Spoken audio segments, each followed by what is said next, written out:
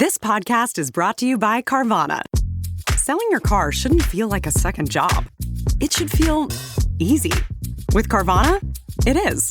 Just visit Carvana.com, enter your license plate or VIN, answer a few quick questions, and get an offer in minutes. Like what you see? We'll pick it up right from your door and hand you your check. No haggling, no hassle, no problem. Car selling made easy on Carvana. Pickup fees may apply.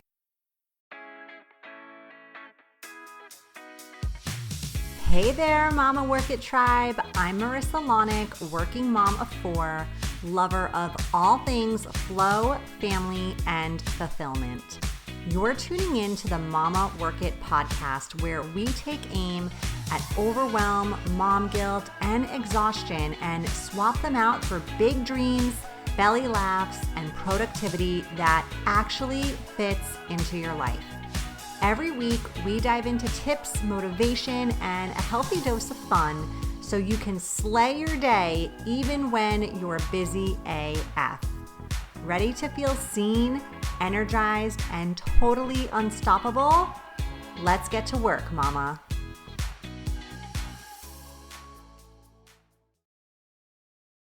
Hello, mama friends. Welcome back to another awesome episode of the Mama Work It podcast. So glad you're here.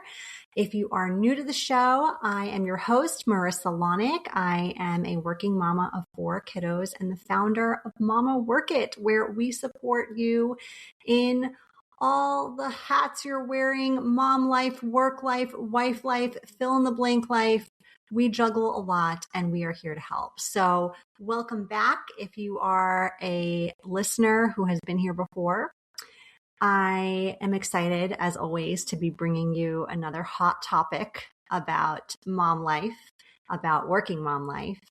And that topic today is burnout, but not just burnout. We've talked about this before on the show, but actually parenting through burnout, because burnout happens. It happens to the best of us. But when you're a mom, when you're a parent, you can't just go all in on prioritizing how to fix it.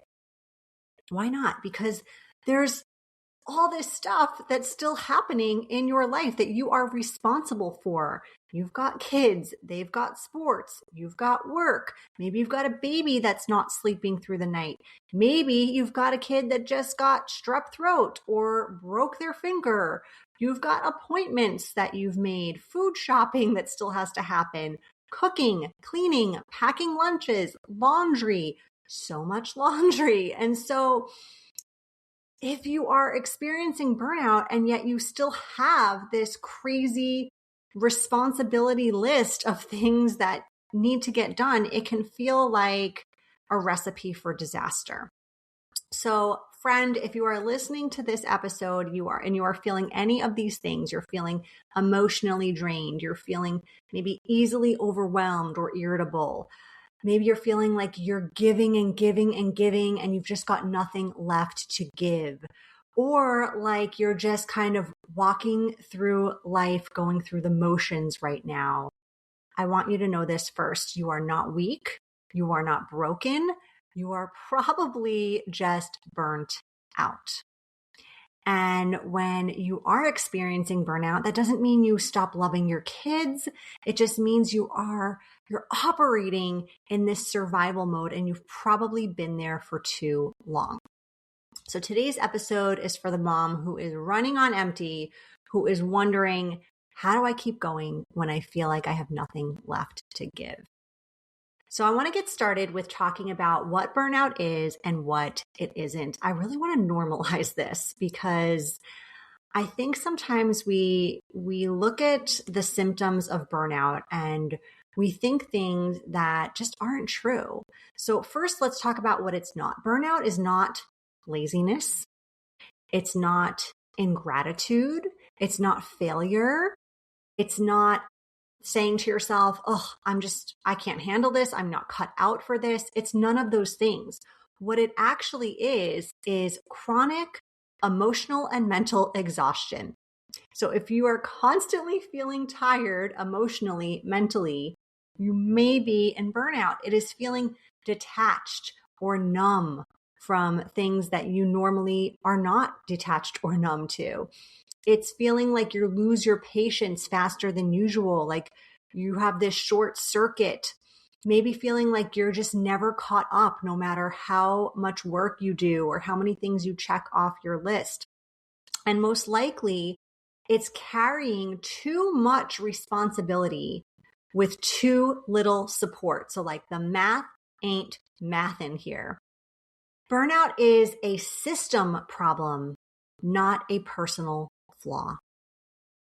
So I want to tell you this because this was news to me in my research when I looked into burnout a while ago. I had presented on it to a company, and I had done additional research more than just what I had personally experienced with it. Most people don't actually recognize when they're in burnout. Okay. It's not like this flashing sign comes up for you one day where it's like burnout, burnout, burnout in big red letters. It's not like that. It starts to kind of creep in, and it starts to become the new normal, especially if you've been there for a while.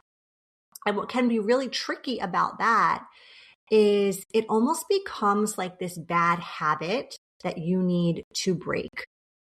So I want to remind you of that because you may be listening right now and maybe nothing's hit yet, or maybe just one or two things have hit and you're like, I'm probably not there. But I encourage you to keep listening because I think there's always something to take away from these episodes. And even if you don't feel burnt out right now, maybe you're heading toward it. Maybe you have been there before, or maybe you're going to get there at some point.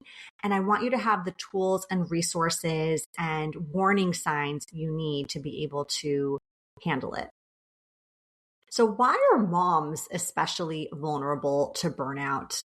Well, here's the thing.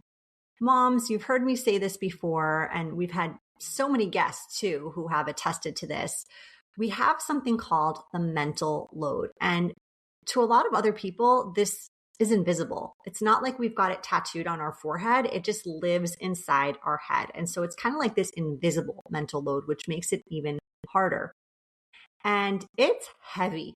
It's heavy. Like, let's just take a very quick example of something that feels light and fun. Maybe your kid gets invited to a birthday party. That's great, right? I love it. I love when my kids get invited to birthday parties. But then the invisible mental load kicks in. What does that mean? It means you have to RSVP. So you have to remember to do that. You have to buy a gift. You have to wrap the gift. You have to get your kid there and pick them up. Or if they're little, you need to stay at the party and mingle. And that's all fine. But maybe the party's on a Saturday afternoon, and that's the day that you typically do your food shopping or your laundry, or your other kid has soccer on Saturdays. And so that requires some additional planning and juggling and all the things. And so it's not that we don't love that our kid got invited to this party. We love that. But we also need to recognize that it's adding to an already very full plate for many of us. And we seem to be the only one who sees how full the plate is because it's in our head. It's invisible to others. Another reason why moms often experience burnout or are especially vulnerable to burnout is the constant decision making. So did you know the average person makes about 35,000 decisions in just one day? 1,000. Wow. Moms, I think it is safe to say we can easily double, maybe even triple that in one day. And so decision fatigue is real, and it can often lead to burnout. Moms are often the emotional anchor for everyone. I don't know about you, but when people in my house feel sad, feel tired, feel hungry, they need something, it's me, it's mom. I'm often the first person who's called in for support. And again, nothing wrong with that, but it can start to feel like a lot, especially when we add this on top of a very full plate already. There's this pressure out there to do it all and to do it all well. And so when we start comparing ourselves to others, or if we are high achievers, and we want to be really good at everything, we want to give every aspect of our life our very best, and we wear lots of hats already, it's really hard to go above and beyond for every single one of those things. And then lastly, a lot of times moms experience burnout because we often go through seasons where we have this lack of true rest, true rest. So even if you are in a season of motherhood where you are, let's say, sleeping through the night right now, do you actually feel rested? Is the quality of your sleep good? I mean, I don't know about you, but I feel like when I became a parent, I also became a much lighter sleeper where anything and everything wakes me up. I'm like on high alert, even when I'm asleep.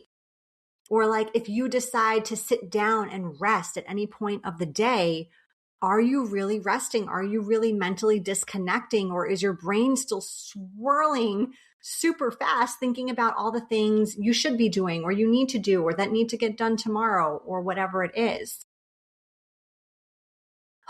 So as a mom, we are, I think, a little bit more susceptible to burnout, but I want you to remember this. You can love your life. You can love being a mom. You can love your career and you can still feel burned out by it.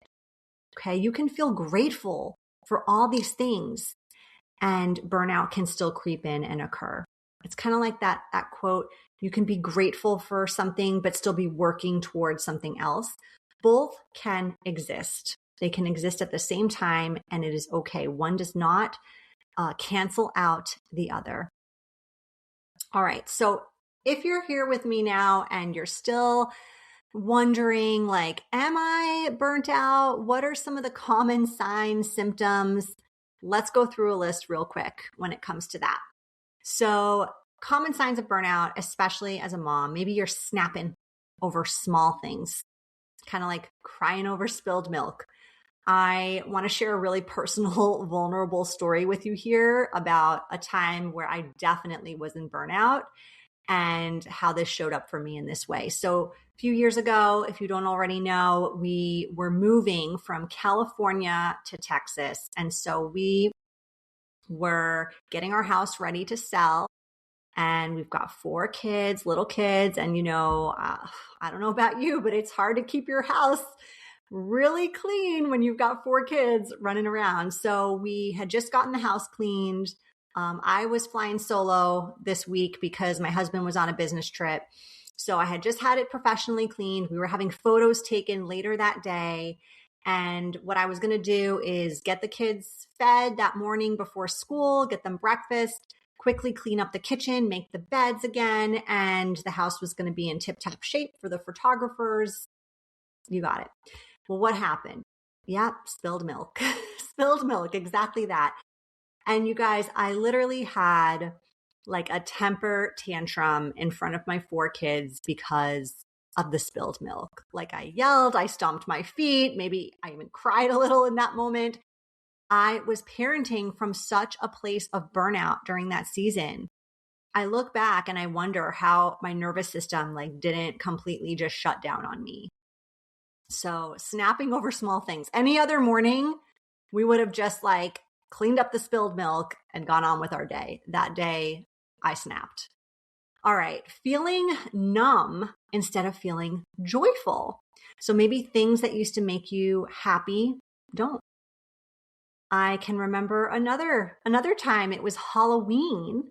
Halloween's like my favorite holiday to celebrate with my kids. And this one particular year, I just didn't even care. I literally had to fake excitement, fun. I put on a tutu. I walked around the neighborhood. I faked it till I made it. But internally, that was such an indicator for me that something was wrong. Maybe it's dreading routines you used to enjoy. So maybe you commute and you used to love driving to work and listening to your favorite podcast or audiobook, and now you just hate it. You dread it. Maybe you used to love bath time with your toddler, and now it feels so much more like a chore. And it could be, again, that constant exhaustion even after rest. So maybe you're waking up feeling tired. You are afraid if you sit down at some point during the day, you're not going to be able to get back up. Just a chronic fatigue. So if any of these are resonating with you, I want you to ask yourself this question. If your body and emotions could talk right now, what would they be asking for? what would they be saying? LinkedIn is pretty great at a lot of things, like helping you tap into the latest trends and insights in your field. We cannot stop your coworker from tapping her pencil. LinkedIn can help you find new jobs that align with your career goals. We cannot help you find the source of that weird smell in the office fridge. Ew. And while we can't stop your coworkers from bringing their hobbies into the office, LinkedIn can help you bring your career to the next level. LinkedIn is the network that works for you. This episode is brought to you by Redfin. You're listening to a podcast, which means you're probably multitasking. Maybe even scrolling home listings on Redfin, saving homes without expecting to get them. But Redfin isn't just built for endless browsing. It's built to help you find and own a home. With agents who close twice as many deals, when you find the one, you've got a real shot at getting it. Get started at redfin.com. Own the dream. Baseball is back, and the first pitch is on Netflix. The New York Yankees, led by seven-time All-Star Aaron Judge, head to the San Francisco Bay to take on Rafael Devers' San Francisco Giants. This season kicks off with one exclusive opening night game. Watch MLB Opening Night, the New York Yankees versus the San Francisco Giants, live on Netflix. Wednesday, March 25th at 8 p.m. Eastern, 5 p.m. Pacific. All right, let's move on now to what you don't want to do if you are experiencing burnout. So I know sometimes I have felt burnt out and maybe not recognized it because, again, most of us don't know we're actually there when we're in burnout. And I've done some of these things. And so I want to share with you maybe what not to do before we share what to do when it comes to burnout. So first thing not to do is don't push harder. It's one thing to be disciplined, right? In your routines, your day-to-day, your to-dos, but it's another thing to really push yourself over the edge. It's important to know your limits, to recognize where you're at on the burnout scale, how you're feeling, be more compassionate, be more realistic about expectations you've placed upon yourself. Another thing you don't want to do is you don't want to add more self-care tasks. Honestly, if it feels stressful to you to add more to your plate, don't. Start removing things first. So maybe you do like a very simple brain dump where you just get everything out of your head onto a piece of paper. And you tell yourself that you can't add anything else to that mental load unless you remove two things first. So like -2 + 1. That's how the formula works for you. That could be one idea.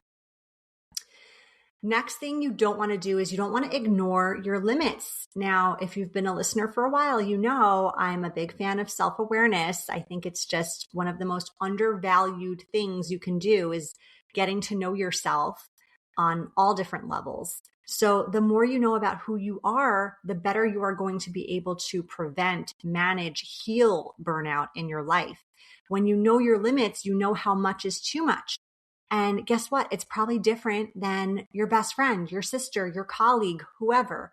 So recognize what those limits are, stop ignoring them, and setting a bar that maybe is just made for someone else. And speaking of someone else, don't compare yourself to other moms, to other people. Let's talk a little more about comparing yourself. Not good, never good. Comparison, the thief of joy. That's what they say. And I recently recorded a whole episode on this. Go back and listen to it if this is something that you often do. It's episode 208. I will link it in today's show notes. But please, please, please stop comparing. It's not going to help you in any way when it comes to burnout. The last thing you don't want to do when it comes to burnout is you don't want to just sit around and wait for things to magically get easier. Okay. Have you ever heard someone say, time heals all wounds? I know I've heard that before. Well, I disagree. I think time alone doesn't heal burnout. Anytime I've ever told myself, oh, this will get easier after school starts or cold and flu season ends or we move or whatever it is, that alone does not cure burnout. Okay, maybe it makes it a little easier, but it does not fix it. Because when you are in it, you don't realize that you actually have some control to make that situation better yourself. So if you are already wound up expecting to get more done than is humanly possible. If you're in that habit, guess what?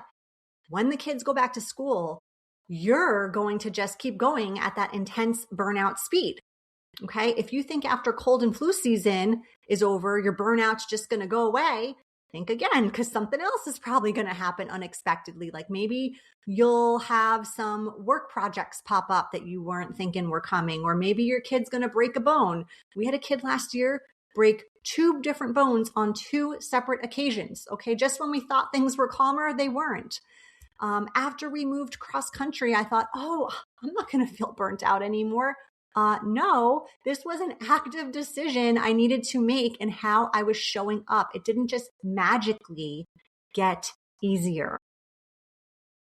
So what actually happens when you're running on empty? How do you parent? How do you keep going when you're in a season of burnout? Here are some amazing tips you're going to want to try if you are feeling like you're there. First tip you want to do is you want to lower the bar temporarily. Okay. There are seasons of survival, and there are seasons when you just feel like you are thriving, you are killing it. If you are in a season of survival, it's a different standard. You got to lower the bar. Good enough, more than enough. Done, better than perfect. I mean, perfect doesn't exist, but you know what I mean. You just got to kind of cruise, survive, do what you need to do to get by. Second tip, what can you delete or delegate versus do? Those are the 3 Ds on the to-do list, right? Do, delete, or delegate. What things on your list can you delete or delegate? Is that meals? Is that schedules? Is that commitments? Is it just expectations you're placing upon yourself? Take a really honest look at all the things that you are trying to get done, expecting of yourself, and think about what can you delete or delegate. Even if it's just 1 or 2 things you can remove from those commitments, I think it's going to lessen your burnout in this season. Third tip here, create these things that are called micro rest moments. So it can feel really hard when you are a busy mom to get actual rest. But what we can do is we can introduce these micro moments throughout the day. So maybe this is setting a quick 5-minute timer and having like 5 minutes of quiet time. Maybe these are mini meditations. You could do like a quick guided meditation, or you could just simply put on some meditation music and, do a very quick deep breathing exercise or breath work. It could be a real tiny habit linked to just resetting your nervous system. We have had so many incredible guests on this show talk about topics like these, and 2 coming to mind for me right now are episode 210 with Christine Fitzgerald and episode 202 with Dr. Brooke Sheehan. So I'll link those as well in today's show notes. Go ahead and listen to those after this if you are looking for ideas of ways to kind of reset the nervous system in that way. I know that those ladies brought a lot of good tips to the show. All right, tip number 4 here, name your needs out loud.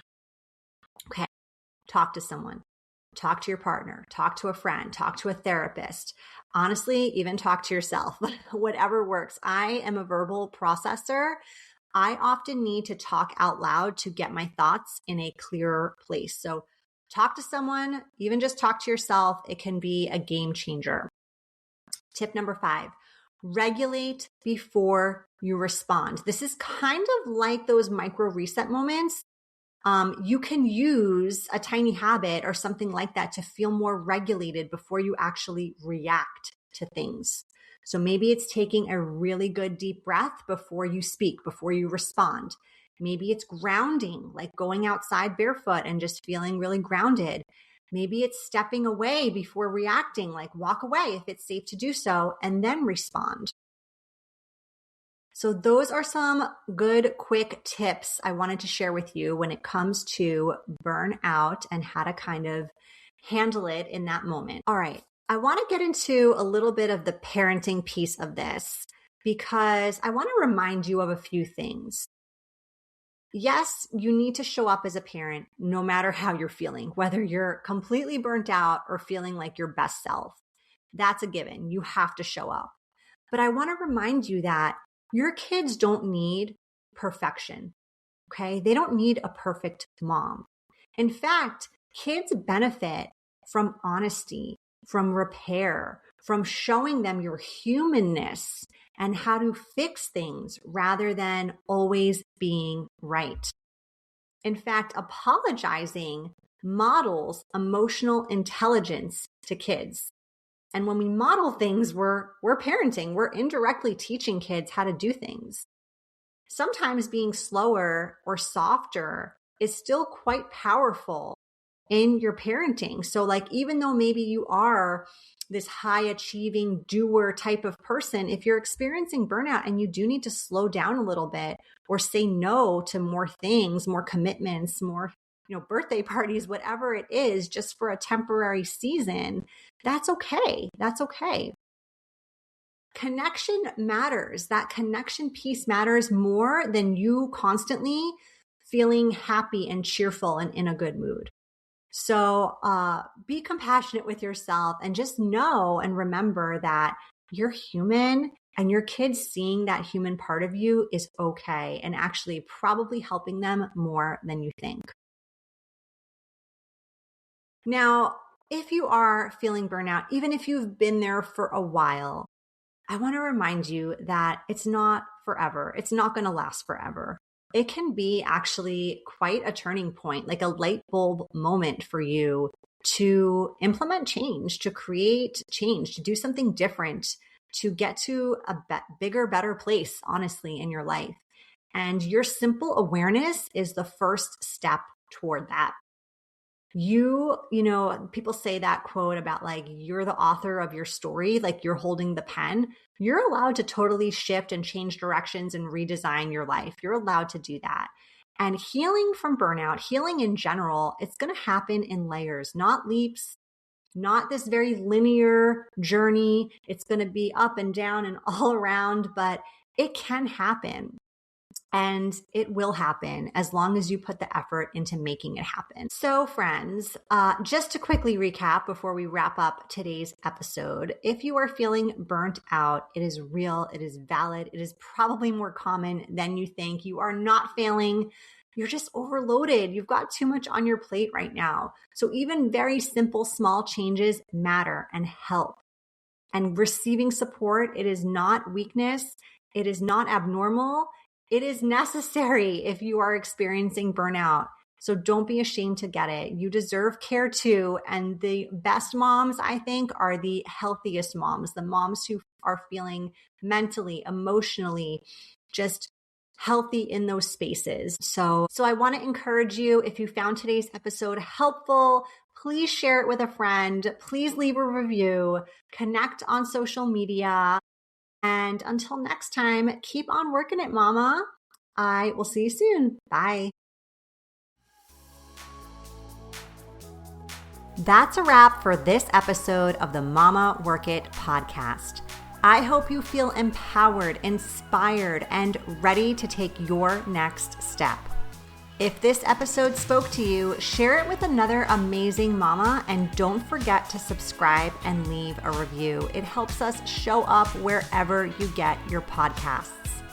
Be sure to head over to mamaworkit.com for free resources, coaching support, and new ways to momage your days as a busy mom. Until next time, keep on working it, mama.